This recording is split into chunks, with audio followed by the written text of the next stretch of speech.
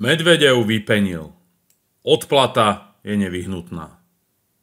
Rusko pripravuje odvetu za útoky drónmi. V sobotu sa na Ukrajine zrejme oslavovalo.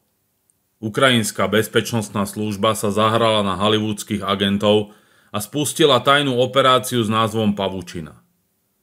Výsledok? Útoky na 4 strategické ruské letecké základne stovky kilometrov za hranicami.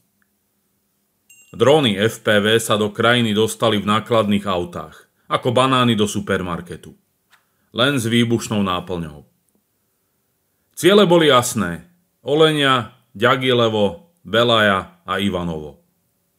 Základne, ktoré hostia bombardéry schopné niesť aj jadrové zbrane. A kým sa západné médiá rozplývali nad odvážnym krokom Kyjeva, v Moskve sa ozval Dmitrij Medvedev. Odplata je nevyhnutná, odkázal suverénne.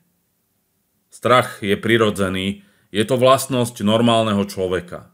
Ale teraz je čas konať. Zatiaľ čo generálny štáb Ruska si drží pokrovú tvár, Medvedev prišiel s ráznejším slovníkom než kedykoľvek predtým. Naša armáda aktívne postupuje a bude v ofenzíve pokračovať. Nenechal však nič na náhodu a priamo poslal odkaz aj tým, ktorí verili v nejaký kompromisný mier.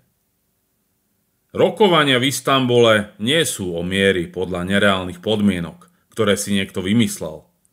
Sú o našom rýchlom víťazstve a úplnom zničení neonacistickej vlády.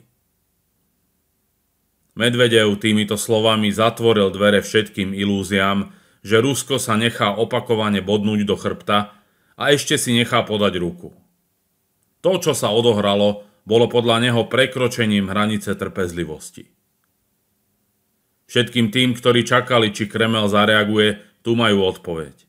A nie formou diplomatických nót, ale vo forme silného odkazu príde odplata.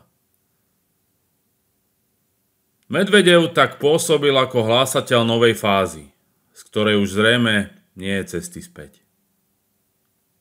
A čo si o tom myslíte vy? Vyjadrite sa dolu v komentároch pod videom. Odoberajte kanál Politika bez cenzúry, aby ste nezmeškali ďalšie zaujímavé videá.